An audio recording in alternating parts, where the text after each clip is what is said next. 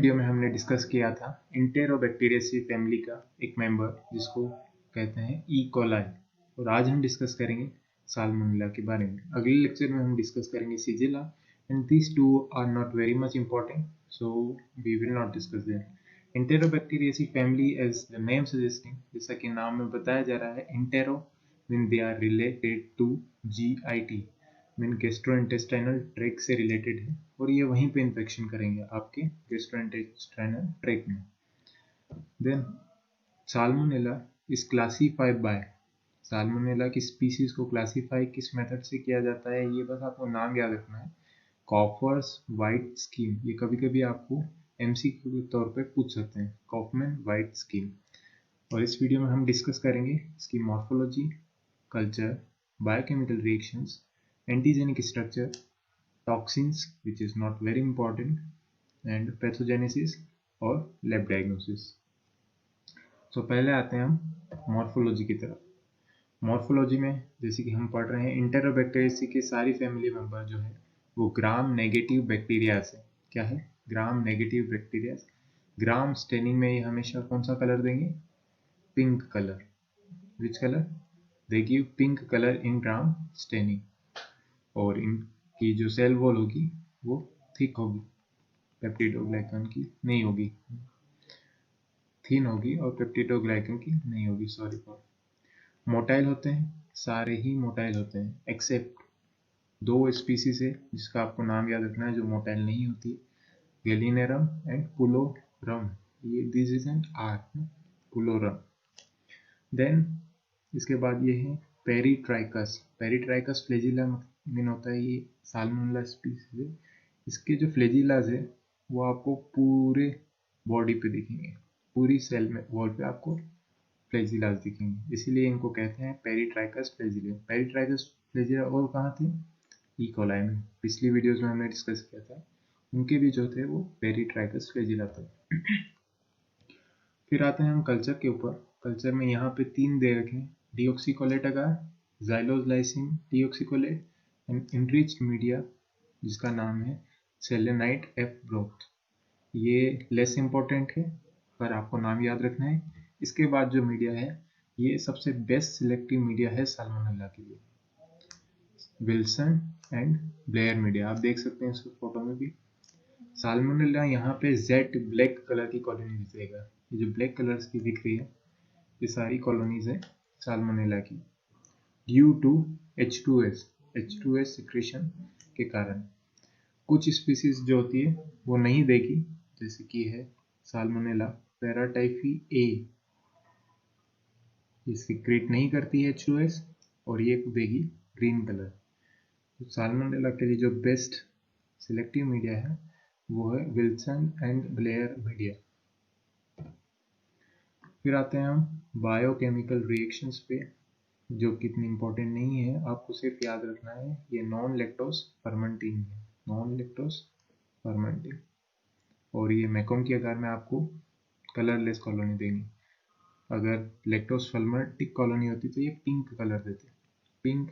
अगर lactose fermentation करते हैं, अब ये लैक्टोज फर्मेंट नहीं करते हैं इसीलिए ये आपको कलरलेस कॉलोनी देंगे। यहाँ पे थोड़ी सी येलोइश दिख रही है और इसे हम कलरलेस डिनोट करते हैं। अब आते हैं एंटीजेनिक स्ट्रक्चर पे।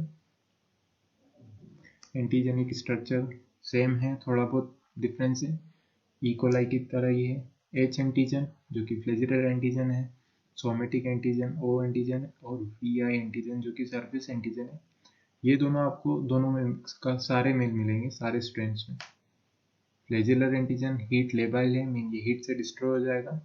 सोमेटिक एंटीजन हीट स्टेबल है, हीट से डिस्ट्रॉय नहीं होगा। Surface antigen found in some species, कुछ ही स्पीसीज में मिलेगा साल्मोनेला की। ये है के एंटीजन की सिमिलर, इसकी अगर हम बात करें तो के एंटीजन कॉलोनीफॉर्म बैक्टीरिया की तरह है, और ये भी हीट लेबाइल है, मीन हीट से डिस्ट्रॉयड हो जाएगा। ये आपके लिए है, ये है आपका H एंटीजन जो कि फ्लैजिला पे है, ये है O एंटीजन, और ये है V जो कि कुछ ही स्पीसीज में आपको देखने को मिलेगा।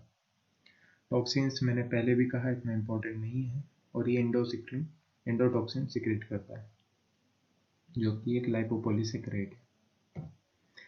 जो इम्पोर्टेंट चीज़ है वो है पैथोजेनेसिस। फर्स्ट पैथोजेनेसिस इसकी है, ये कॉज करेगा एंटेरिक फीवर, टाइफॉइड फीवर, इसे एक और नाम कहा जाता है टाइफॉइड फीवर। और इसमें ही इंक्लूड होगा पैराटाइफॉइड फीवर, जो कि पैराटाइफॉइड के द्वारा होगा, और टाइफॉइड फीवर टाइफॉइड के द्वारा होगा। इसका फीको ओरल रूट होगा, मीन आप खाने के साथ इसे लोगे, इंटेस्टाइन में जाके ये अटैच हो जाएगा एपिथेलियल सेल ऑफ इंटेस्टाइन से। अटैच होने के बाद ये न्यूट्रोफिल और मैक्रोफेजेस के द्वारा इनगल्फ हो जाएगा, बट ये मरेगा नहीं वहाँ पे। जैसे ये न्यूट्रोफिल है, इसके अंदर ही बैक्टीरिया प्रेजेंट होंगे, यहाँ पे ये मल्टीप्लाई करेंगे and then they reach to lymph node. कहाँ पे जाएंगे? Multiply and enter the lymph node, और लिम्फ नोड के अंदर जाने के बाद ही ये ब्लड में जाएंगे, और जैसे ही ब्लड में जाएंगे ये आपको सिम्टम अपीयर करेंगे। क्या होते हैं सिम्टम? जैसे कि फीवर वगैरह।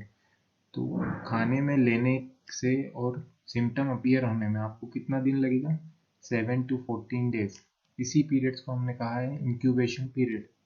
इंक्यूबेशन पीरियड कितना है? 7 to 14 days. Salmonella multiply in gall bladder में मल्टीप्लाई करते हैं, क्योंकि बाइल जो होते हैं वो होता है एक good culture media.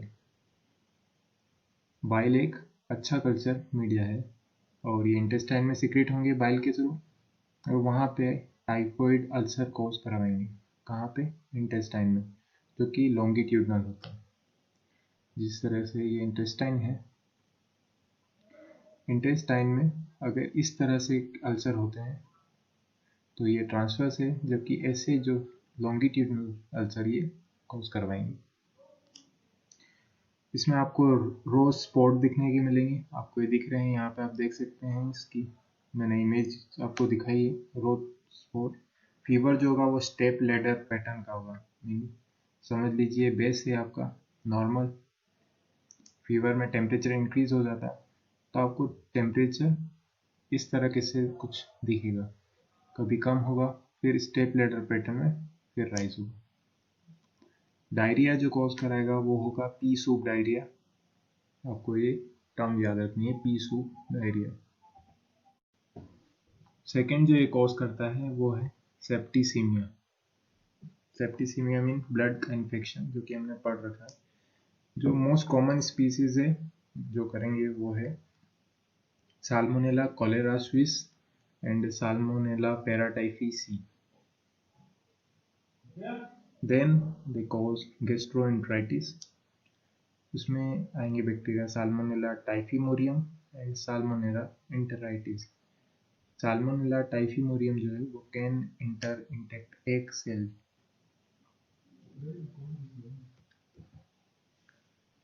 Then we will discuss about lab diagnosis. Lab diagnosis में सबसे पहले हम करेंगे जो कि आइसोलेशन ऑफ बैक्टीरिया। आपको स्पेसिमेन लेना है और बैक्टीरिया आइसोलेट करना है। तो सबसे अच्छा क्या स्पेसिमेन लेना चाहिए आपको? फर्स्ट वीक में आपको ब्लड कल्चर लेना चाहिए। अगर फर्स्ट वीक में आप ब्लड कल्चर लेते हो तो वो काफ़ी अच्छा होगा। सेकेंड वीक में आपको जो लेना चाहिए वो है विडाल टेस्ट। माफ करना कोई इंटरप्शन हो पीछे वॉइस की। तो सेकेंड वीक में आपको जो करना चाहिए वो विडाल टेस्ट होता है, क्योंकि एग्लूटिनेशन रिएक्शन अच्छा आता है इसमें, एंटीबॉडीज जो है वो अच्छा बनना स्टार्ट हो जाती है सेकेंड वीक में। थर्ड वीक की बात करें हम तो स्टूल कल्चर, क्योंकि वो बाइल के थ्रू स्टूल में सिक्रेट होना स्टार्ट हो जाते हैं। और फोर्थ वीक में हम यूरिन कल्चर, यूरिन में भी आना स्टार्ट हो जाते हैं। फोर्थ वीक में हम यूरिन कल्चर भी कर सकते हैं, उसमें भी आपको पॉजिटिव मिलेगा। तो आप ये याद रख सकते हैं। इसके लिए एक ट्रिक है, BASU। बी से ब्लड कल्चर, ए से एग्लूटिनेशन, एस से स्टूल कल्चर एंड यू से यूरिन कल्चर। बासु नाम से आप याद रख सकते हैं। देन अब हम आते हैं विडाल टेस्ट, जो कि एग्लूटिनेशन टेस्ट है। ये जो टेस्ट है वो आपको अच्छे से पता होना चाहिए, इसलिए मैंने अच्छे से एक्सप्लेन किया है। Widal test is highly sensitive and poorly specific. Highly sensitive मीने अगर थोड़े से भी बैक्टीरिया होंगे तो ये सेंस कर लेगा। बाकी पुअरली स्पेसिफिक इसलिए है क्योंकि ये कभी कभी गलत भी पॉजिटिव दे देता है, काफ़ी दूसरी चीज़ें भी इसे पॉजिटिव ला सकती है। तो कब कब ऐसा फॉल्स पॉजिटिव्स आ सकते हैं, वो है इन्फेक्शियस मोनोन्यूक्लियोसिस, एक डिजीज़ का नाम है, मलेरिया, और सिस्टमिक ल्यूपस इरिथ्रोमेटस, ये भी एक डिजीज है, ऑटो इम्यून डिजीज है सिस्टमिक ल्यूपस इरिथ्रोमेटस।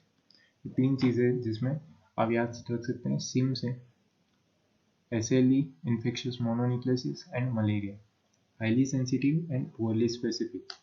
अब इसमें हम करते क्या हैं, इसमें हम डिटेक्ट करते हैं एंटीबॉडीज जो कि सिक्रीट हुई होगी टाइफाइड के अगेंस्ट। H एंटीजन और O एंटीजन जो कि साल्मोनेला में होते हैं, उसके अगेंस्ट आपको ब्लड में एंटीबॉडी डिटेक्ट करनी है। तो कब start forming, start forming at the end of 1 week. जैसा कि हमने कहा था सेकेंड वीक में हम टेस्ट कर सकते हैं। तो start forming at the end of 1 week, पहले हफ्ते के बाद ब्लड में एंटीबॉडीज आना स्टार्ट हो जाएगी और धीरे धीरे शार्पली राइज होगी। थर्ड वीक में ये सबसे ज़्यादा होगी।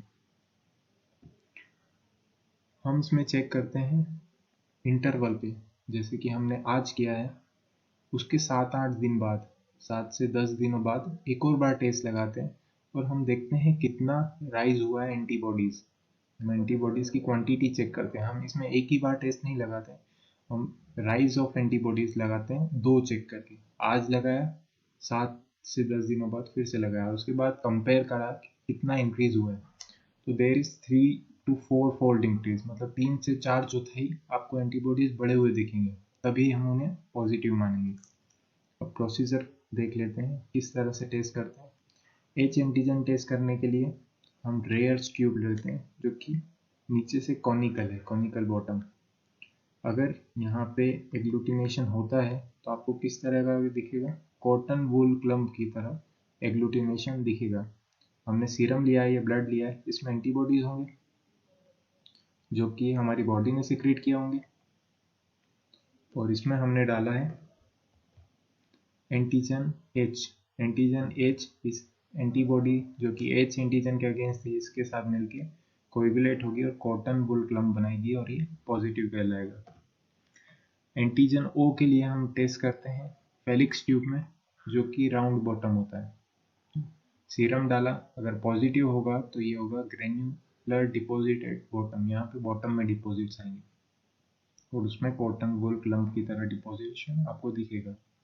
एंटीजन O हमने डाला इसमें।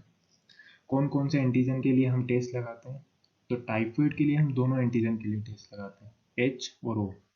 जबकि पैराटाइफाइड के लिए हम सिर्फ H से लगाते हैं। पैराटाइफाइड A के लिए H, तो पैराटाइफाइड A का H, पैराटाइफाइड B का H।